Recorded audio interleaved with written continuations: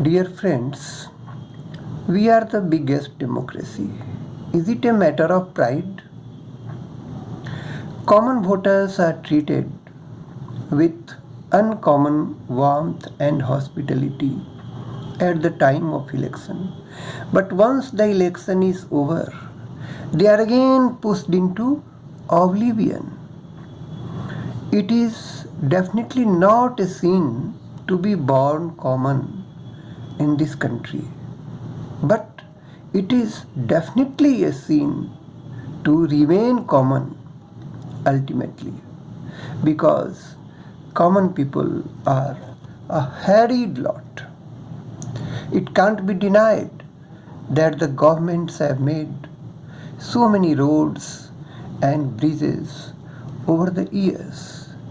Talking about Bihar, a good number of roads and high-tech meeting halls, and of course some, gigantic, some magnificent museums have been built over the last few years. But when it comes to our healthcare system, common people are still doomed. Now the atmosphere is filled with silent and sometimes with heart-rending cries of the commoners in our country in general and in Bihar in particular. Those families who are fighting with corona on the one hand and the callous health system on the other. In fact, it is not corona as much as the insecurity built in this system and the syndrome which is killing the patients and crippling the families stricken with this natural scourge, with this hideous, with this treacherous virus. What if I fall ill? What if I fall ill? God forbid. But the moment you think so, so many sad figures start popping up in your mind. People running from pillar to post. Just the other day, we have seen how a child was crying, how a daughter was crying, and some honorable minister was visiting the hospital, and the doctors could not spare even a few minutes to see the patient, and the patient, who was in dire need of medication, Medicare, died. Oh, it was, a horrendous scene, heart-rending scene. And I have felt so strongly about this natural adversity and about the helplessness of the people that I have felt like venting my feeling on this matter. So, what if I fall ill? The moment you think so, a large number of pictures of doom start popping up in your mind. People running from pillar to post, from one hospital to another, doctors slamming their doors on the patients, shrinking with fear on seeing the patients, let alone admitting them and treating them. And hospitals, whatever meager facilities are there, running out of infrastructure every day. And most of all, in the name of safety,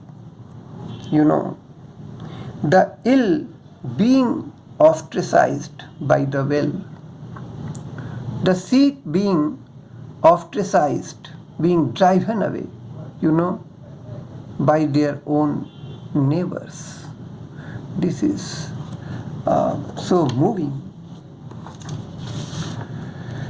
To add insult to the injury, as if this corona is not enough, this virus is not enough, the unscrupulous elements of this biggest democracy have started fishing in troubled waters, and they have now started with hoarding some life-saving drugs.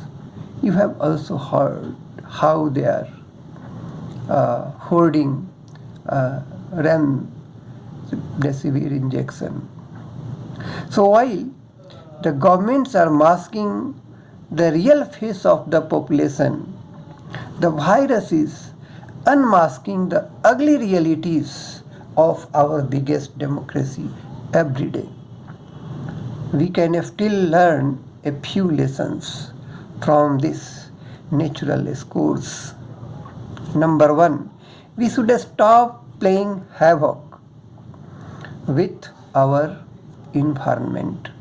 We must try to preserve the pristine purity of our environment. Otherwise, you see, oh God, you have given so much oxygen to the people, and here you see how they are running from pillar to post for oxygen, the one which has been given in bounty by you. And second, let us build more hospitals. Let us spend more on healthcare system than on places of worship. And thirdly, we should stop ignoring, this is most important, we should stop ignoring the biggest reality of population explosion, which is like a big elephant in our room.